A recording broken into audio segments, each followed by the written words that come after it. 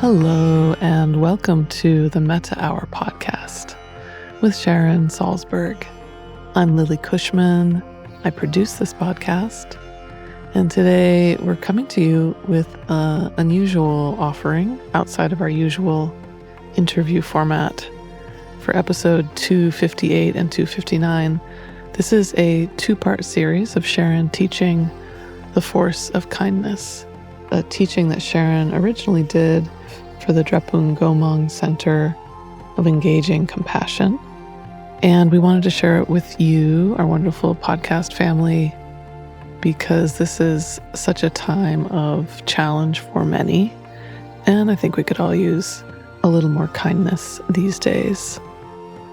So for this first half, Sharon teaches all about how our culture defines kindness and the conditioning that we face to see kindness as the deeply empowered quality that it is, and taking some time to really examine who and how we are paying attention to life. She also talks about practicing kindness for ourselves and some inner critic work, including a guided meditation on how we speak to ourselves, and also how resilience is developed, what the science behind it is, and how we can implement shifts towards greater kindness in an effective way in our lives. So you can settle in for a wonderful teaching. And part 2 of this will be coming out in a few weeks, where Sharon more gets into the aspiration of kindness and how the Brahma Viharas can act as the basis for our kindness aspiration. Okay, so before we get to today's episode, a short announcement. Last year, for the first time, we ran a new course centered around equanimity, and it was such a big hit with people. It was so useful to people. We decided to run it a second time, and starting March 5th, we're going to be doing it again. So this is a course that is centered around balance, finding balance in our lives, in our practice, and the nuance of balance in our lives. So it's a lot about working with the inner conditions of the mind.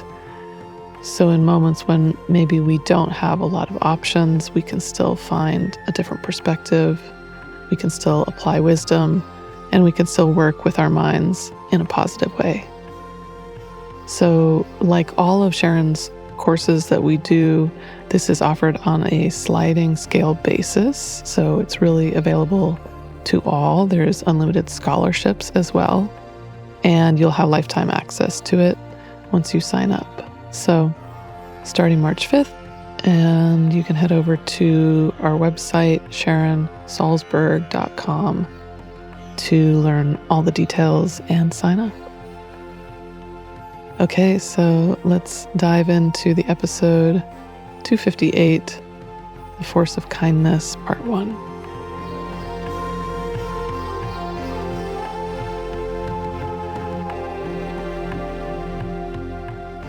Welcome to Sharon Salzberg, who is willing again to offer a teaching here through DGCC.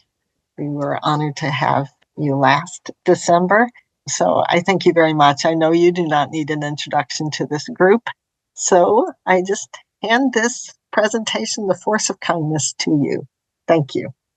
Fabulous. Thank you so much. Thank you for inviting me back. I often say, and many of you have heard me say it, as an American, a Jew, and a Buddhist, I get 3 New Years a year, which I love the sense of turning over and renewal and possibility, and it's a new year.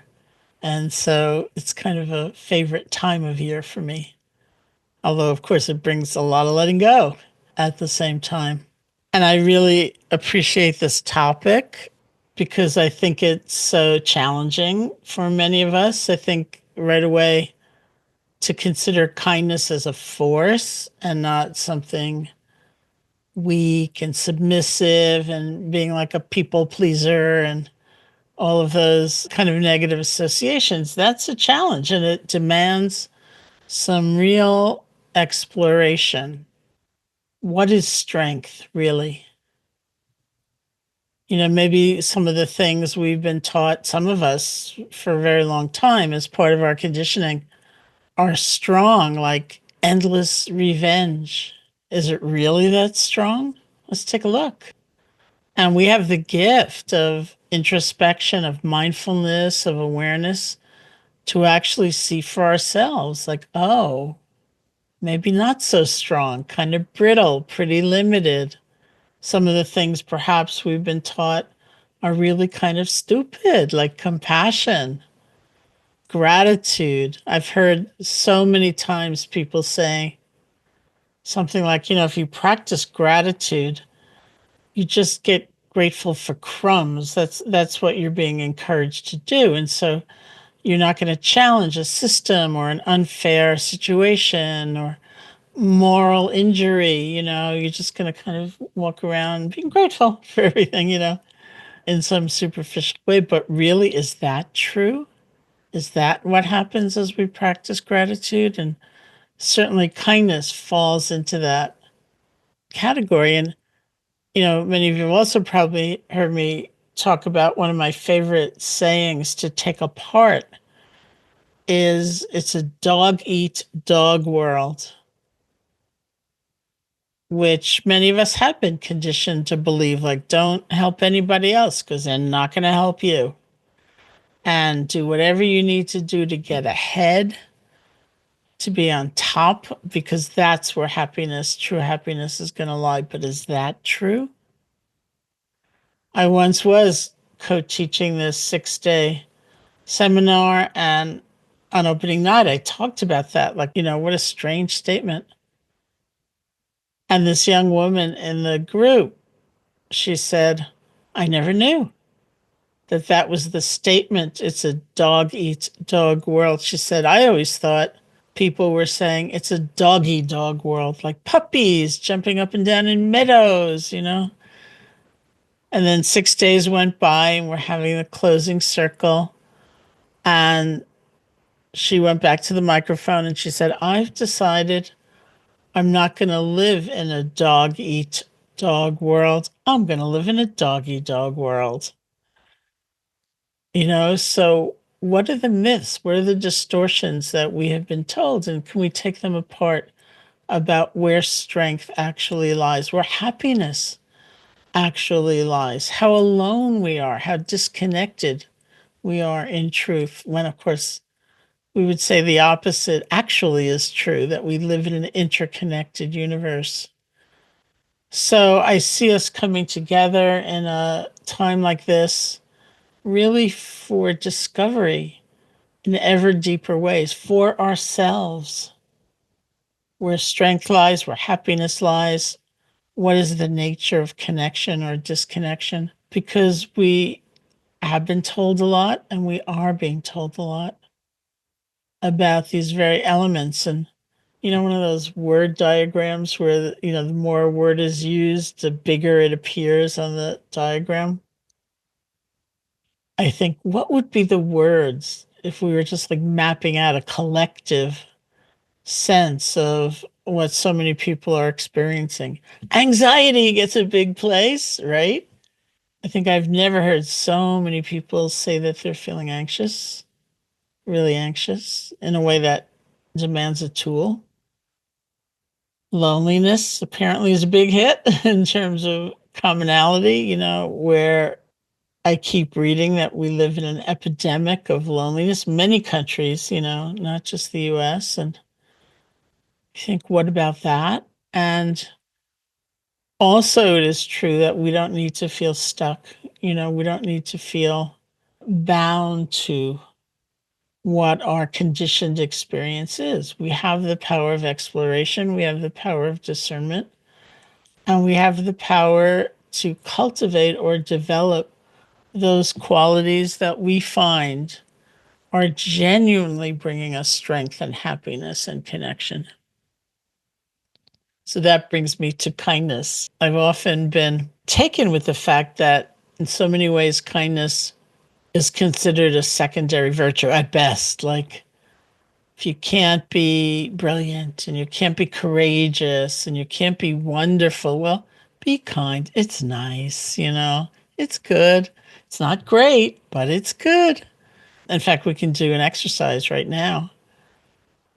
If you think about someone who had been particularly kind to you, then maybe they saw something in you couldn't even see in yourself at that moment, or they gave you a chance. They gave you a break after you sort of flubbed something or you didn't do brilliantly at something.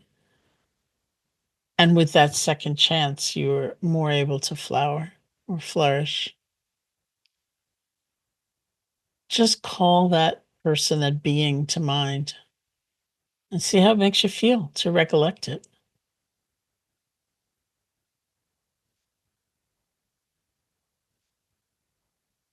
It's not a time when we think, poor fool, I pulled one over on you, or what a silly quality. It's so powerful to be the recipient of genuine kindness.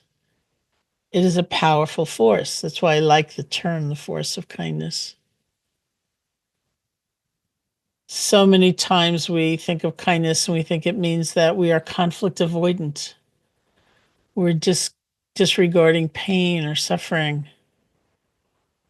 And it is true, no doubt, that many of us have been brought up, again, just by virtue of conditioning, to be sort of suffering phobic. If it's our own pain or difficulty, we feel ashamed of it in some way. We're frightened, we're ill, even people dying, we get older. It feels almost like a personal humiliation. We feel we have to hide it. We see someone else's suffering and we think, and society is often constructed in a way like, let's just tuck them away somewhere so we don't have to be displeased by the sight and made uneasy by the sight of someone suffering. Kindness doesn't mean something gooey and in response to an honest and distinct and right on, look at suffering. But it means that we can meet whatever's happening with some care and some compassion. Sometimes we think these are all like myths about kindness. Sometimes we think that compassionate witnessing means we have to assert control to alleviate the suffering we see. We have to fix it. But really, I think of kindness as a kind of compassionate witnessing that is fully acknowledging the suffering we may see, our own or others, without that kind of savior notion, a real presence that's different. I think of this story I read, which I often quote, from this woman, Kate Braestrup, who was, I think still is, a chaplain with the Forestry Service in Maine. And she wrote the story about being called to sit with these parents once whose then 6-year-old child was lost in the woods. Later recovered fine, but we don't know that at the beginning of the story. So she's called to sit with these parents, and the mom says to her something like, "Wasn't it great that the Forestry Service has this program where they would send you to keep people like me from freaking out?" And what Kate Braestrup said was, actually, they sent me to be with you while you freak out. She called it like a ministry of presence or a ministry of healing, to be able to be with our own or someone else's suffering in a different way. That's the ministry. It's about being present, being open, being caring in the face of whatever. Not saying, we're going to get beyond this time and it's up to me to make things all better. It's very different than that. And I love that story because whenever I think of the quality of mindfulness, that what we actually do in meditation, I think of it as establishing that kind of ministry for ourselves. Sometimes we think of meditation practice, and I know you're probably all at various levels of experience. Some have been meditating for a very long time, some maybe not at all, and that's fine. And it's easy to think of meditation practice as somehow annihilating or destroying those hard times and elevating to something sublime and wonderful all the time. But it's not exactly like that. It's more being able to be aware in a completely different way, whatever's happening, the joys and the sorrows and the delights and the pain, and to hold them all in a way that is more balanced, more loving, more present.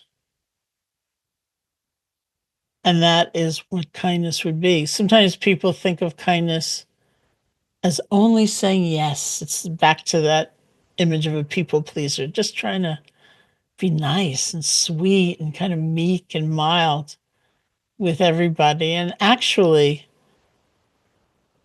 when we talk about kindness, we're talking about like a motivational state, a state of the heart, which might manifest in a lot of different ways. We know there's such a thing as tough love, there's fierce compassion. Maybe the expression of kindness, genuinely being motivated by kindness in a particular situation, at a particular moment in time, based on discernment, based on understanding, based on our best guess of what's most skillful in that moment. Maybe it's kind of intense, or fierce, or it's strong boundary. It's saying no. It's not just suiting that very limited image.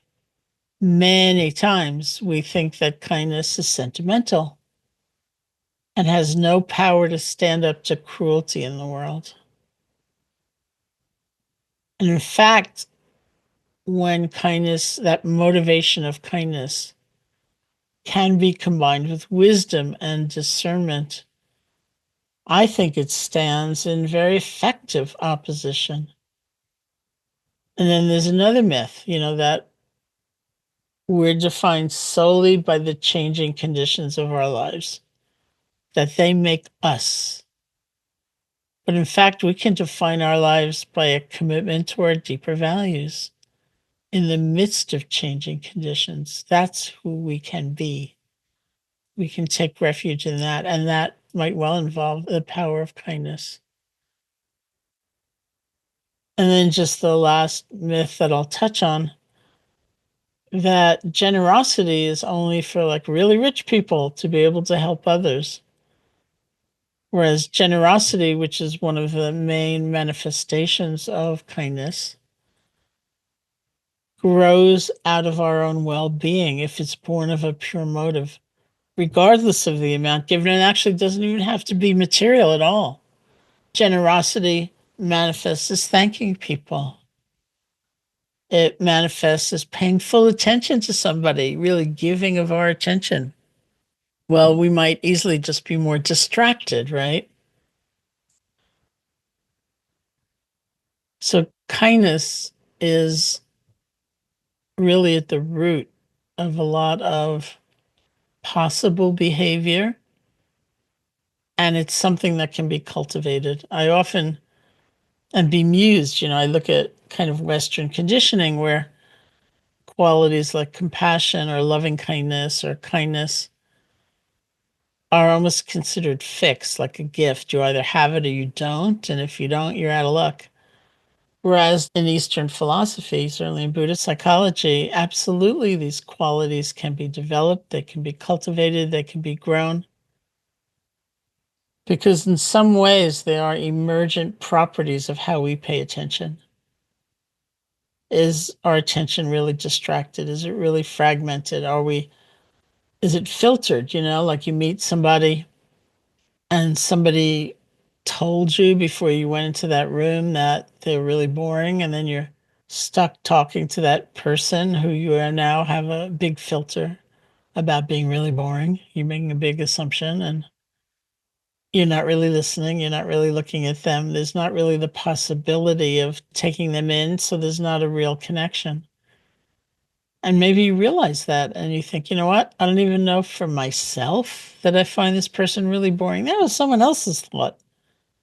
Maybe I'll just drop that for now and I'll listen and I'll be present. That's a very different way of paying attention. And that is the possibility of a real sense of connection growing from that.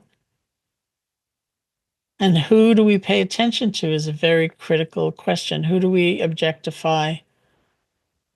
Who do we declare the other? Not even only through prejudice or bias, but just indifference, you know? I mean, there's so many beings that maybe play a role in our lives. We see them now and then when we go into a certain store or they perform a certain function for us. And our tendency is to look through them rather than at them. You think, no wonder we're so lonely, you know? But we can notice that tendency right in that moment and, in effect, look at them, take them in, recognize them as a human being.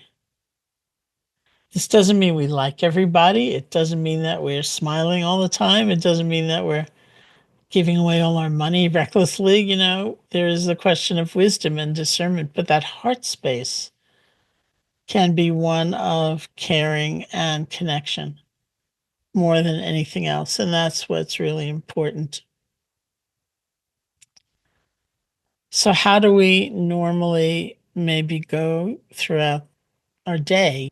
It often is with the habits of virulent self criticism, like a lot of harshness, and a sense of a lot of assumptions about others. Like our whole world is not made of assumptions, and sometimes assumptions are quite correct, but we don't necessarily have any space from them to kind of check it out and just take a look to see what's going on. Like I often think of this time when I was teaching a non residential weekend in New York City. So everyone went home on Saturday night. And Sunday morning, this woman came back and she told this story. She said that she'd been on a train platform when she left the workshop, and this man started to approach her. And right away, she kind of freaked out inside and she thought, he looks really weird. Then he came up to her and he asked her some questions about the train schedule or whatever. And she was pretty flustered. She just like randomly pointed to another woman on the platform and said, I don't know anything about the train schedule. Go ask her. And he said, I can't ask her. She looks really weird. And I thought, oh, look at that. How are we going about our day? And where does that come from? But again, it's not to say there are no really problematic people for us in our life. There can be. You know, there's a image that's used all the time in India where they say, you know, the person sees like a coil of rope on the ground and mistakes it for a snake. Well, that's that world of projection and assumption that we can live in. But actually, I realized out of some experience, it could be the other way around. It could be a snake, and you just think it's like, oh, that's like a little piece of string on the ground, which actually happened to me once in Burma, practicing in Burma, where the meditation hall and the rooms where we would meet with teachers were up on top of this hillside. And then the dormitory where the Western women were staying was down the hill. And usually we would walk down the set of stairs. So one night, so it was kind of dark or duskish, I went to walk down the stairs to go back to my room. And there were these Burmese women there, like waving their arms and gesturing and saying, no, no, you can't go down the stairs. You have to like clamber down this hillside very awkwardly, which I did. And I looked back and I saw this little green thing, you know, on the stairs, which I thought was just like a piece of string. And it was apparently an extremely venomous, poisonous, to the point of fatality if you're bitten snake. I'm not talking about entering like La La Land, you know, where you think we're just going to be sweet and nice and everything is always going to work out with everybody. You know, it's not that way. We need wisdom, we need understanding, we need to see context. But we can also understand that kindness, first of all, as I said, you know, it doesn't only have one manifestation, and it also it's about a freedom of our own hearts. And in that, we have the possibility of so much strength and so much greater happiness. You know, our society certainly tends to dismiss kindness as a kind of minor virtue, rather than the tremendous force it can truly be. And I think of the Dalai Lama, certainly, who's revered the world over as the embodiment of kindness and compassion,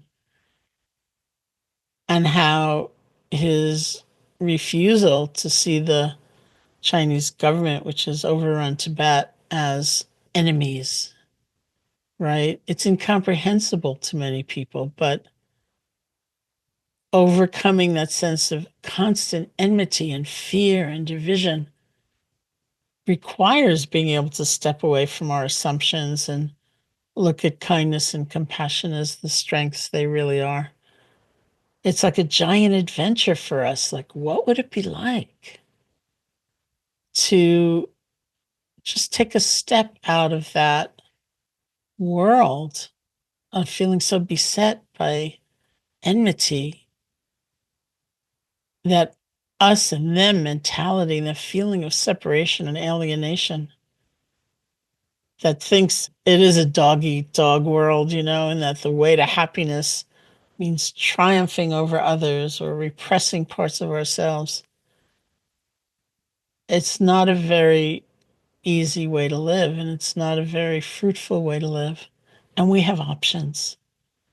We really have the option of examining strength, examining happiness, examining compassion, and really making a clear eyed kind of commitment to having this adventure.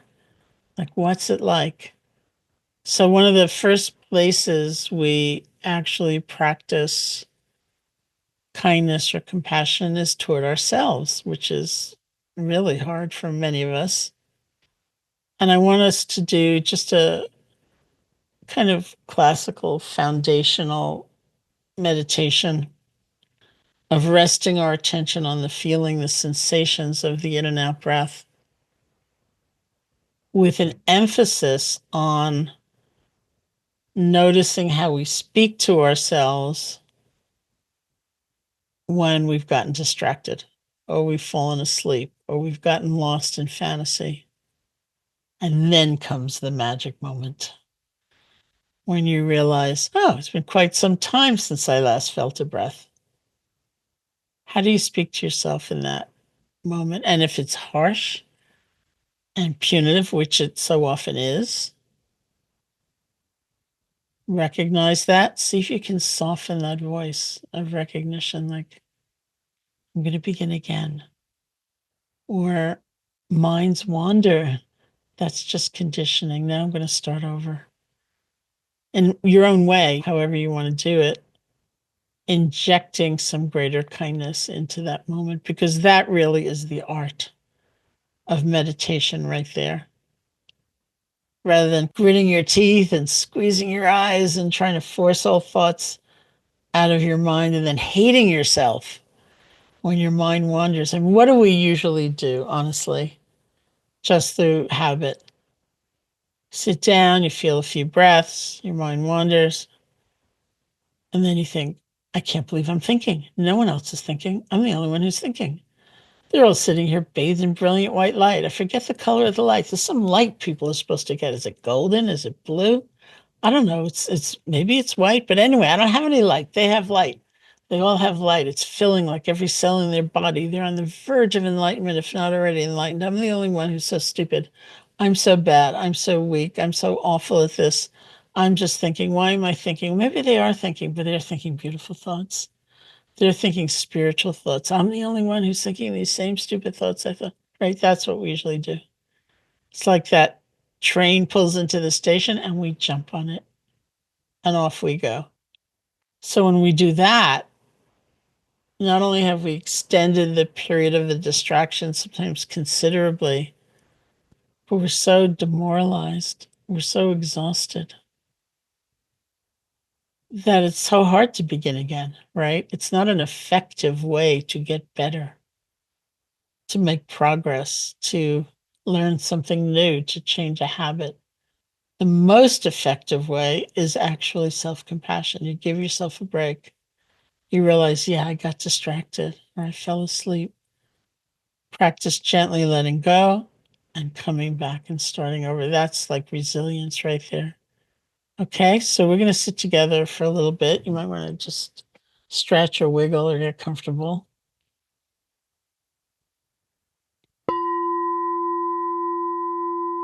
See if you can sit comfortably with your back straight, but not strained or overarched.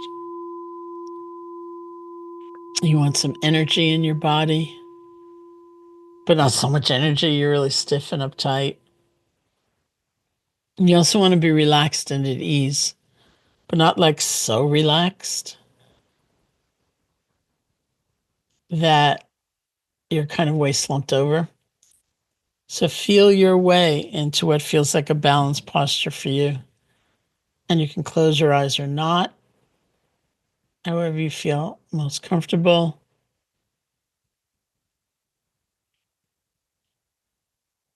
We'll start out just by listening to sound. It can be the sound of my voice or other sounds. It's a way of relaxing deep inside, allowing our experience to come and go. And of course, we like certain sounds and we don't like others. But we don't have to chase after them to hold on or push away. Just let the sound wash through you.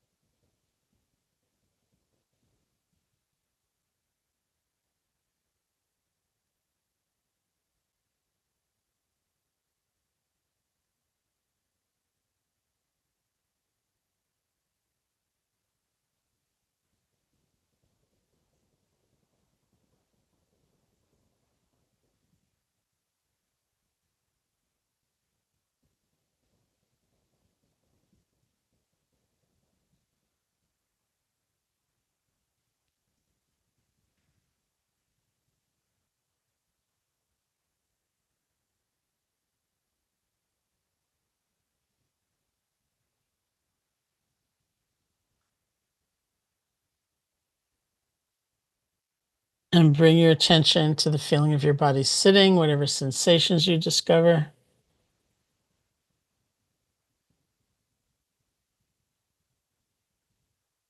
See if you can feel the earth supporting you.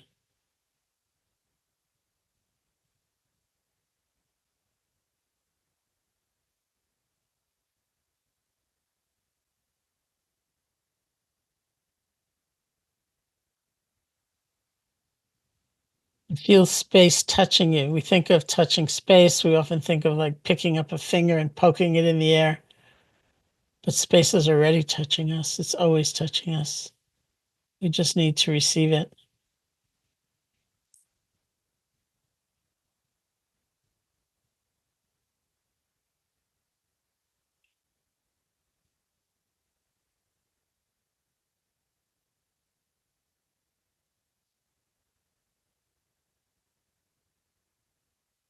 Bring your attention to your hands and see if you can shift from the more conceptual level, like go fingers, to the world of direct sensation, picking up warmth, coolness, pressure, whatever it might be. You don't have to name these things, but feel them.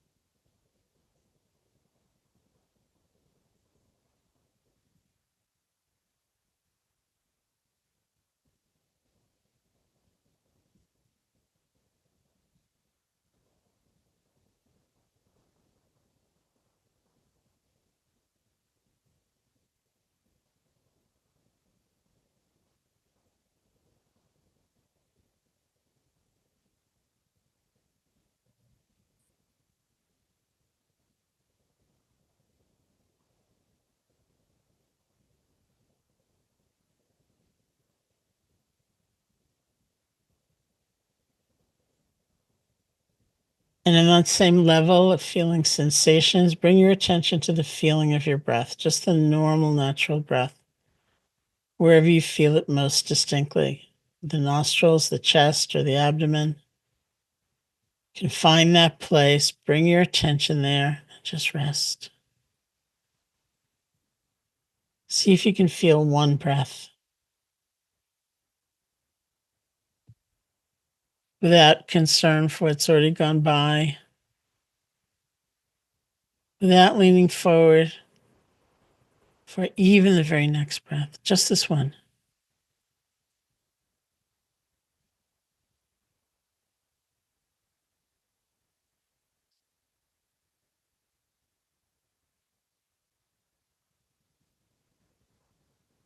It's just one breath.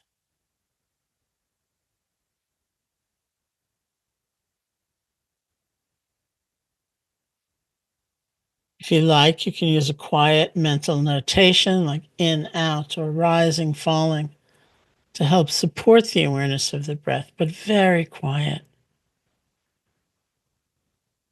so that your attention is really going to feeling the breath, one breath at a time.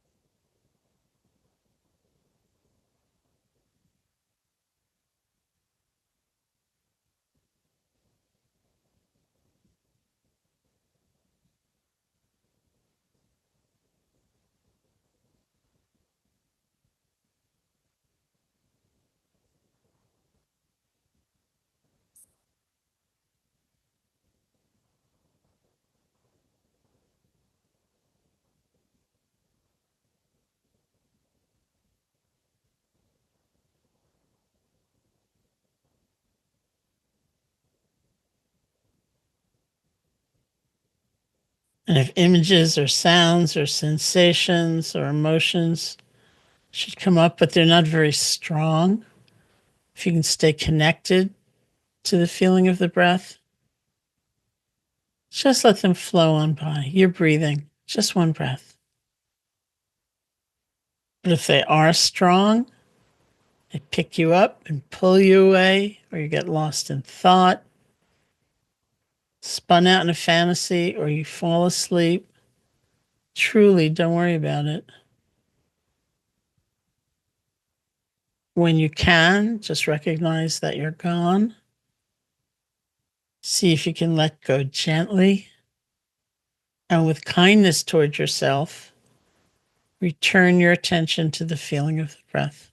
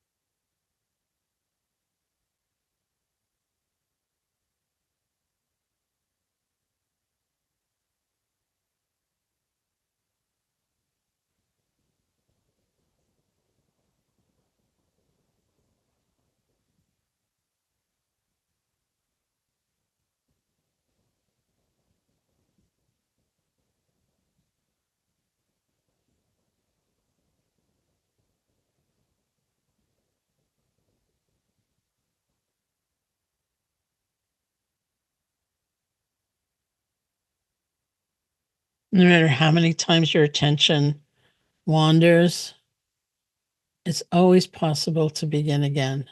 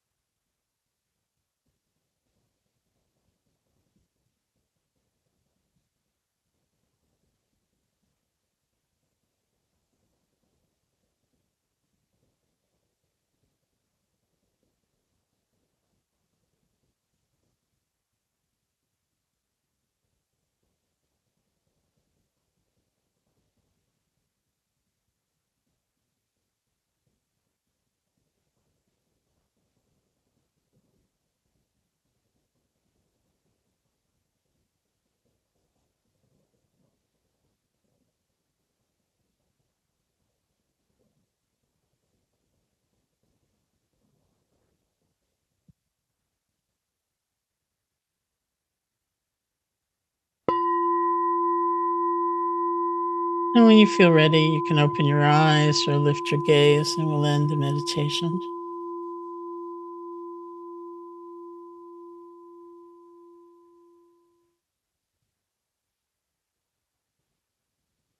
So thank you.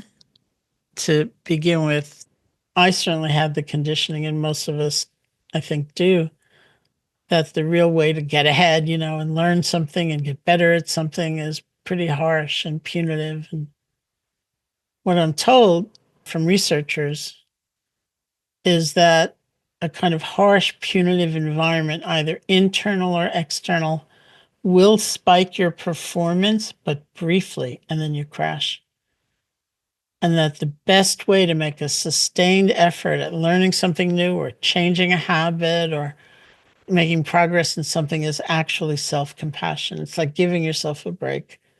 It's not like you're pretending like my mind never wanders, You realize the mistake or you realize the distraction, whatever it is.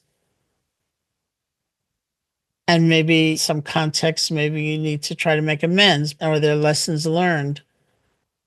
But resilience is never developed from feeling defeated and just jumping on that train of self-judgment and being harsh, because that's like a whole other thing. And it's its own kind of distraction. And it is so demoralizing. So learning how to have that measure of kindness toward ourselves is really, really essential and different from what most people think of.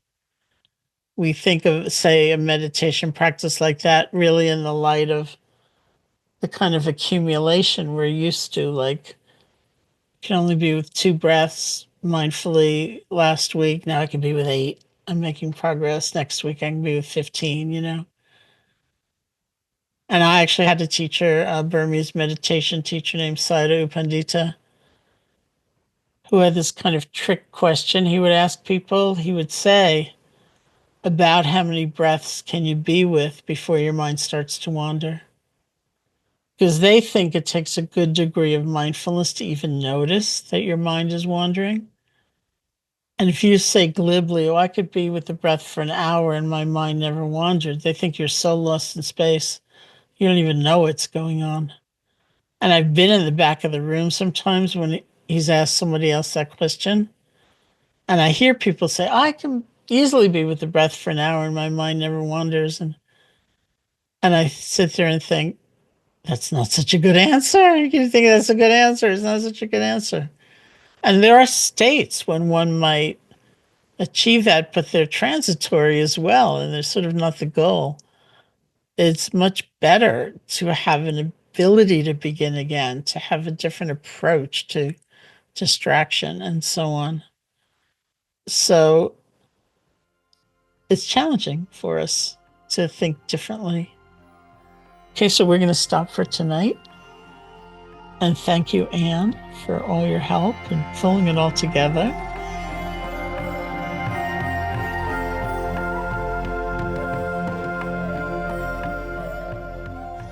Hey there, thanks for listening. You have reached the end of today's podcast. If you'd like to learn more about Sharon and her many different offerings, her online courses, her many books, or just check out some other podcast episodes, you can head over to SharonSalzberg.com. There, if you would like to, you can also join our mailing list to receive a free guided meditation. This has been the Metta Hour podcast, brought to you by the Be Here Now Network. May you be safe, may you be happy, may you be healthy, and may you live with ease.